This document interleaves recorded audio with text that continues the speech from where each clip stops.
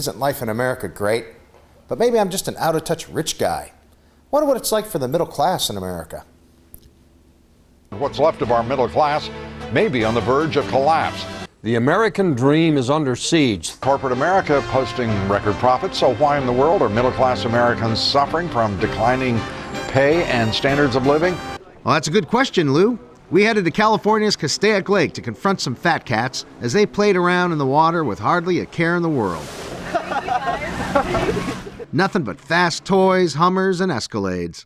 Of course, their owners were happy to brag about them. The Yamaha, the twin-engine high output. Ever seen the price tag for a 27-foot boat? It costs $50,000. It's a special boat like for wakeboarding. Oh, you need something to tow, right? Every day that I wake up, I believe that this day is going to be better than yesterday. Yeah, well, today's going to be better than yesterday if all you got to do today is go wakeboarding. This rich guy sees the world through rose-colored designer glasses. Probably a trust fund kid who doesn't even have a job. What do you do for a living? I'm a gardener. A gardener? Well, this guy's got to be a fat cat CEO. What's your job? Wholesale building materials. So you must be like a corporate CEO or something, right? To afford something like this? No, law enforcement. A cop with a big boat and a Hummer? Aha, here's an auto mechanic who must be struggling. He's got no boat. Yeah. Do you have a boat like this? Or? Yeah, I have motorcycles. Yeah. What kind of motorcycles do you have? Oh, Hondas, Harleys, Suzuki's, got them all. The boat belongs to his buddy, a truck driver. How can guys with regular jobs afford all this? Maybe we just happened to visit the lake during a lottery winner's reunion. Well, that is America's middle class today. It's amazing the amount of stuff they're able to own and the consumption levels that they achieve today compared to the past. Economist Michael Cox is co-author of Myths of Rich and Poor, Why We're Better Off Than We Think. He says the middle class is doing great, but that's not what we hear on TV. The problem is their wages are low. Reeling from stagnant wages. So many things wrong with that. First of all, those wages don't include the benefits that we bargained for. We demand Even if you add in benefits, how much you earn is only part of the story. How much things cost.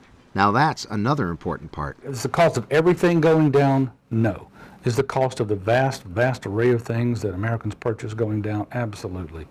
What? That's not what other people say. It's dangerous. It's a vicious cycle. Everything's going up. Money is how we usually measure the cost of living, but Cox thinks we should use something more important to us, our time. Really, the best way to measure cost is in terms of work time. How long do I have to work in order to afford to buy something? So let's just take a product, for example. The cell phone.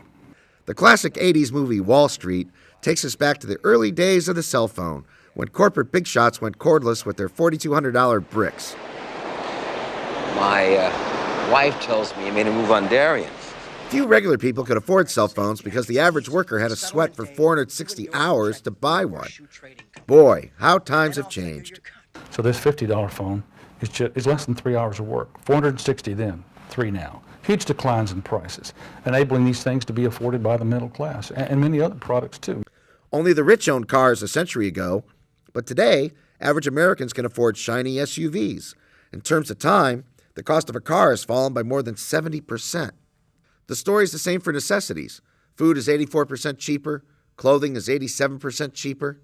So food's going down, clothing is going down, housing is going down in cost. We look at the houses and we see that they're much more expensive in money terms, but the houses are also 2.5 times as large as back then.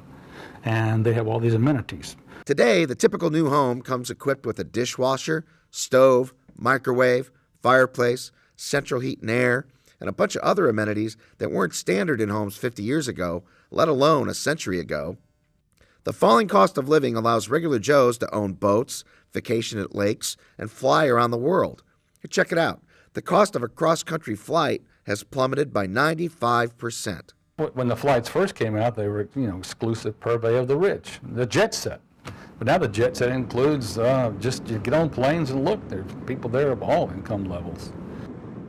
Such progress, and yet so many middle-class Americans feel lousy. And only 19% of middle-class Americans feel they are getting ahead in life. Gee, I wonder why. Maybe they'd be in a better mood if news programs weren't packed with doom and gloom. But you see, bad news gets ratings. Remember the auto mechanic who collects motorcycles? Works good, plenty of it, just got another raise, everything's good.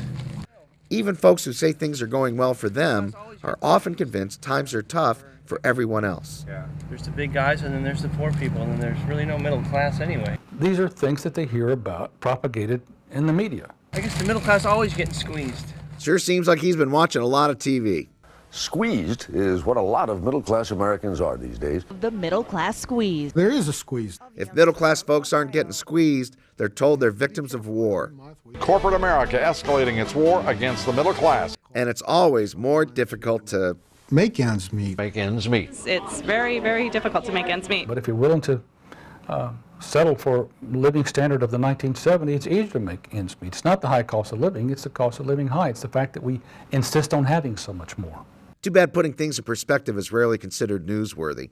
But today, much of the American middle class is struggling. It's much easier to stir up anxieties. The Iraq War may be Democratic voters' top issue, but economic anxiety comes next. And bad news doesn't just get ratings, it also gets votes. While productivity and corporate profits are up, the fruits of that success just hasn't reached many of our families.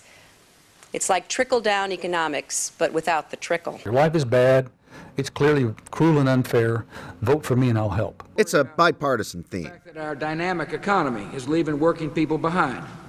There are people suffering out there, and there have always been people suffering out there. There will always be people suffering out there. The poor you will always have with you. But how does it compare to the past? Americans are richer today than at any time in history.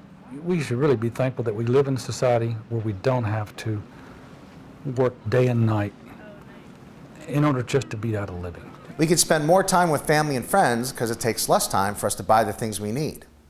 So if you look at it that way, the future will be even better than today. So don't worry, you'll still be able to tell your kids how tough you had it compared to them. For Reason.tv, I'm Drew Carey.